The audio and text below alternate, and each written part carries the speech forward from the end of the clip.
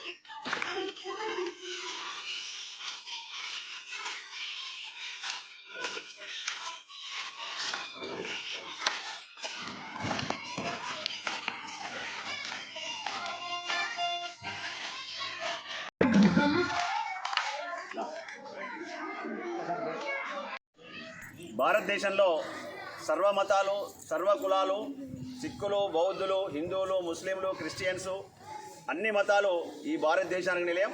అందులో తెలంగాణకు ఒక ప్రత్యేకమైన స్థానం ఉంది. భారతదేశంలో ఏ రాష్ట్రంలో కొలవని విధంగా తెలంగాణ లోపల పువ్వులను దేవునికి పెడతారు.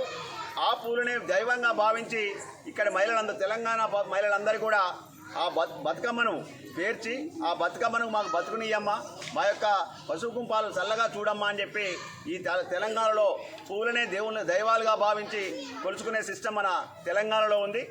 అలాగే మా పాఠశాలలో సర్వమతాలు అన్ని కులాలకు సంబంధించిన వాళ్ళు ఉంటారు కాబట్టి అన్ని మతాలకు ఏ మతం వచ్చినప్పటికీ కూడా ఎవరి పండుగను వాళ్లకు ఎంతో ఘనంగా మా పాఠశాలలో నిర్వహించడం జరుగుతుంది.